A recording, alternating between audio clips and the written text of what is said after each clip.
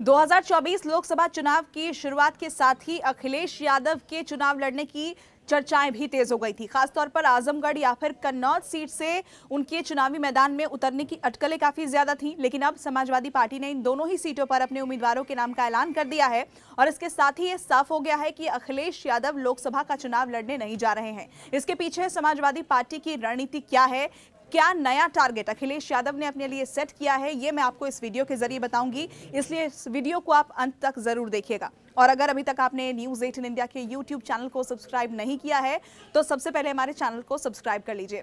देखिए, आपको बताएं कि चुनाव की शुरुआत के साथ ही ये चर्चा काफ़ी ज़्यादा तेज थी कि अखिलेश यादव भी इस बार चुनावी मैदान में उतरेंगे और आजमगढ़ या फिर कन्नौज की सीट से वो चुनावी ताल ठोक सकते हैं। लेकिन आजमगढ़ की सीट से समाजवादी पार्टी ने उम्मीदवार के नाम का ऐलान किया है। अखिलेश यादव के भाई धर्मेंद्र यादव यहाँ से चुनाव लड़ेंगे। कन्नौज की सीट से अखिलेश यादव के भतीजे तेज प्रताप यादव चुनाव लड़ रहे हैं। तेज प्रताप यादव जो कि लालू यादव के दामाद भी हैं।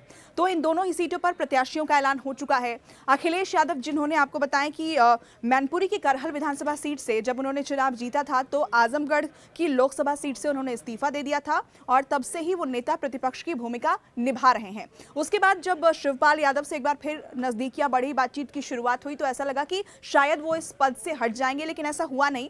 अखिलेश यादव इस पद पर कायम रहे और उनकी नजर जो है वो अब 2027 के चुनाव पर है। इसके पीछे तीन बड़ी वजह बताई जा रही है कि वो लोकसभा का चुनाव क्यों नहीं लड़ रहे।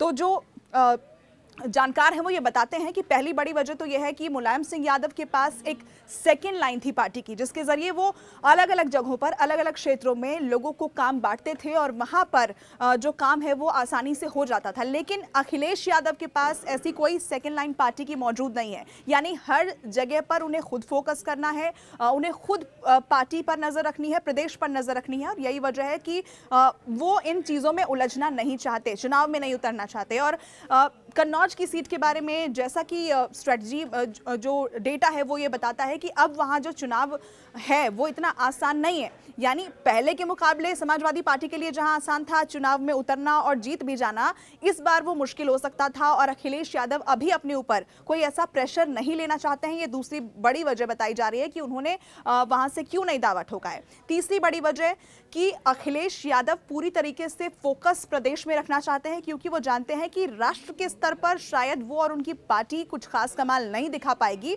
और ऐसे में चुनाव में उतरना और एक प्रेशर अपने ऊपर लेना और अगर हार मिलती है तो एक बड़ा डेंट उनके ऊपर हो सकता है। ऐसे में ये एक बड़ी वजह बताई जा रही है। जो तीसरी बड़ी वजह है कि वो पूरा फोकस प्रदेश में रखना चाहते हैं और आने वाले जो विधानसभा के चुनाव होंगे उस पर पूरा फोकस करना चाहते हैं और इसीलिए उन्होंने लोकसभा का चुनाव नहीं लड़ने को लेकर ये टारगेट सेट किया है कि वो पूरा फोकस प्रदेश पर रखें और पार्टी के नेतृत्व पर रखें और अलग अलग जगहों पर, यानी प्रदेश के अंदर पार्टी कैसे काम करे, कैसे अपने आप को इम्प्रूव करे, इस पर अखिलेश यादव अपनी पूरी रणनीति बना रहे हैं।